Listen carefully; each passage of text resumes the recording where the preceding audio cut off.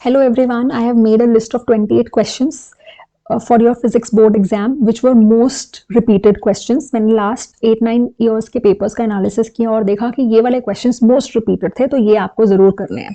पहला क्वेश्चन है, motion of a charge particle in uniform magnetic field with initial velocity parallel to the field, perpendicular to the field and at an arbitrary angle with the field direction. Parallel वाले में जो हम कहते थे कि linear path होगा, perpendicular वाले में सर्कुलर पाथ होगा और इसमें हेलिकल पाथ होगा। ये वाला डेरिवेशन बहुत रिपीट हुआ है लास्ट कुछ ईयर्स में और कॉन्सेप्चुअल क्वेश्चंस भी बहुत आए हैं। तो आप देखिए, करना आपको दोनों ही है, कोई भी एक चीज आ सकती है। कॉन्सेप्चुअल क्वेश्चंस जिसमें आपको रेडियस कंपेयर, एक ड्यूट्रॉन एंटर किया है, एक अल्फा पार्टिकल एंटर किया मैग्नेटिक फील्ड में, दोनों का रेडियस कंपेयर करना है। इस तरह के क्वेश्चंस, कॉन्सेप्चुअल क्वेश्चंस आपने करने हैं और इसमें न्यूमेरिकल भी करना है। तो डेरिवेशन भी आ सकता है, न्यूमेरिकल भी आ सकता है। ये टॉपिक के चांसेस बहुत ज्यादा है। Next is derivation of the electric field या एक्सियल पॉइंट या इक्वेटोरियल पॉइंट। ये हर पेपर में मुझे मिली है, मोस्टली हर पेपर में ये डेरिवेशन आया हुआ है। So you have to learn this derivation by heart. Next हमारा है केसीएल एंड केवीएल रूल्स का डेफिनेशन विद न्यूमेरिकल। दोनों चीजें एक साथ ही आई हुई हैं। Then question number 4 is torque on a dipole in uniform electric field. अब इस पे न्यूमेरिकल भी देखा है और डेरिवेशन भी देखा है, तो दोनों चीजें आपको करना पड़ेगा। एक आधा न्यूमेरिकल प्रैक्टिस कर लो ताकि आपको समझ में आ जाए how to apply the knowledge, and torque का तो डेरिवेशन आपको अच्छे से लर्न होना ही चाहिए। Then potential energy of a dipole placed in uniform electric field, U is minus PE cos theta, ये वाला derivation, this is very important. और इसके कॉन्सेप्चुअल क्वेश्चन जैसे स्टेबल एंड अनस्टेबल इक्विलिब्रियम क्या होता है, ओरिएंटेशन बताओ, तो आपको याद होगा थीटा 0 पे हमारा माइनस पीई आता है which is stable equilibrium, theta 180 unstable equilibrium होता है। तो इसका orientation, how is dipole placed in the electric field, ये क्वेश्चन भी बहुत रिपीट हुआ है। Then laws of photo electric emission, कोई पेपर ऐसा नहीं है जिसमें ये लॉज का क्वेश्चन नहीं आया, और not even a single paper. हर पेपर में laws of photo electric emission आए हैं। जो इनके 4 ग्राफ्स हमने किए हैं, 4 के 4 ग्राफ्स आपको अच्छे से लर्न करनी है। कोई भी ग्राफ आ सकता है, ग्राफ देख के क्वेश्चन पूछ लेंगे या फिर ग्राफ ड्रॉ करने के लिए भी दिया जा सकता है। आइंस्टाइन्स फोटो इलेक्ट्रिक इमिशन भी, there is no paper where I didn't get this question. And determination of Planck's constant in work function from the graph, ये वाला क्वेश्चन बहुत इंपॉर्टेंट है। इक्विपोटेंशियल सर्फेसिस की प्रॉपर्टीज एंड इक्विपोटेंशियल ड्रॉ करना, surface को draw करना for a point charge या dipole या uniform electric field.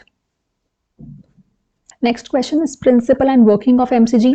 Then radial field क्या होता है, हाउ इज इट प्रोड्यूस्ड, क्यों चाहिए radial field, sensitivity of galvanometer. ये यूजुअली एक ही क्वेश्चन में क्लब होके देखे गए हैं, तो आप ये मत सोचना कि ये डिफरेंट क्वेश्चंस हैं, इनको एक ही क्वेश्चन है। 5 मार्क में इन सबको क्लब किया जा सकता है। Sensitivity of galvanometer, current sensitivity, कैसे इंक्रीज कर सकते हो आप करंट सेंसिटिविटी को, what are the factors on which it depends.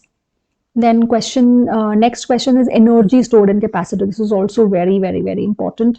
इसके numericals please try कर लेना। Question number 10, de Broglie wavelength of an electron के ग्राफ के questions, जिसमें हम ये करते थे lambda is h by p और p को लिख देते हैं 2m e, right, and h upon 2m ev.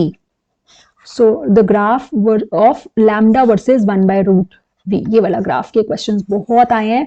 मैं कहती हूँ मुझे नहीं लगता कोई भी पेपर है इसके बिना बना होगा, इतना इंपॉर्टेंट टॉपिक है ये। You have to remember this topic, learn this topic. मेरे चैनल पे सारे न्यूमेरिकल्स इस पे मिल जाएंगे। Then Bohr's quantization condition for angular momentum, very important. Expression for radii of permitted orbits in the hydrogen atom, जिसमें r n directly proportional to n square हम prove करते हैं। Then Bohr's radius, very important.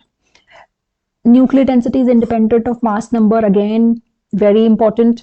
Graph of potential energy of a pair of nucleons as a function of their separation, जिसमें हम ये वाला graph draw करते थे। इसका कंक्लूजन क्या है ग्राफ से, what conclusions can you draw, properties of the nuclear force, ये दोनों एक ही पेज पे मिल जाएंगे, एक साथ ही मिल जाएंगे, ये भी बहुत इंपॉर्टेंट है। Then 2 processes involve during formation of PN junction, diffusion and drift processes, दोनों का एक्सप्लेनेशन, डिप्लीशन विद कैसे फॉर्म होता है, पोटेंशियल बैरियर कैसे फॉर्म होता है। एक्चुअली ये पूरा वही है कि how PN junction is formed, तो वो किसी भी तरीके से पूछा जा सकता है, very important again. Forward biasing and reverse biasing को एक्सप्लेन करना है, वीआई कैरेक्टरिस्टिक्स ड्रॉ करो। फुल वेव रेक्टिफायर या हाफ वेव रेक्टिफायर, ये दोनों में से कोई एक ऑफ कोर्स आने वाला है, वेरी इंपॉर्टेंट।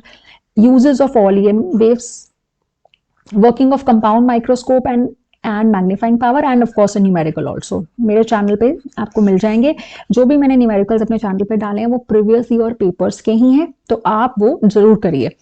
एस्ट्रोनॉमिकल टेलीस्कोप का वर्किंग और magnifying power, then what is the difference between refracting type telescope and reflecting type telescope, then drift velocity and relaxation time क्या होता है, इनका रिलेशन क्या है, डेरिवेशन करना है। Then next is expression for intensity. देखिए YDSE ना पूरा बहुत इंपॉर्टेंट है, इस पर जितने भी डेरिवेशन हैं, इंटेंसिटी का expression, constructive and destructive interference का कंडीशंस, फ्रिंज विड्थ का एक्सप्रेशन, या फ्रिंज विड्थ के कॉन्सेप्चुअल क्वेश्चंस, जैसे फॉर्मूला क्या होता है beta D lambda by D, तो अगर मैं स्मॉल डी को इंक्रीज या डिक्रीज कर दूं, स्लिट्स के बीच में डिस्टेंस को चेंज कर दूं, तो क्या होगा फ्रिंज विड्थ पे effect. Capital D, the distance between the slit and screen is changed, what is the effect on B।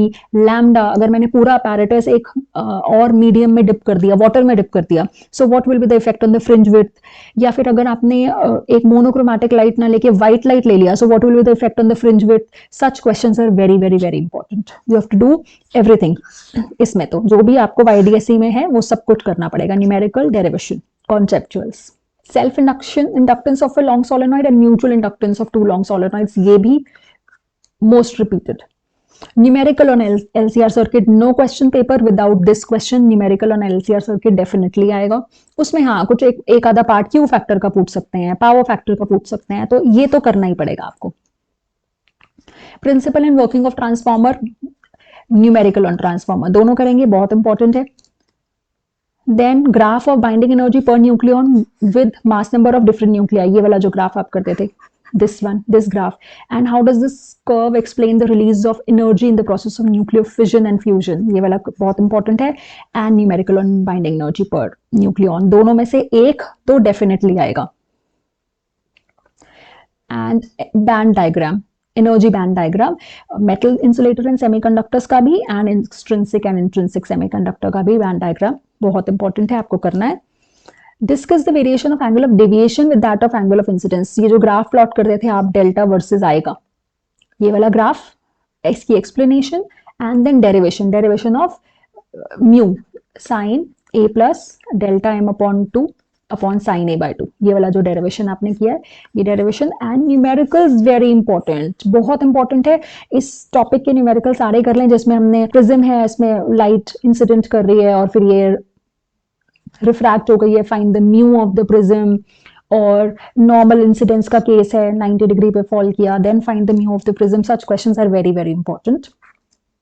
Now if you want me to solve these questions, please write in the comment box, I will solve all for you।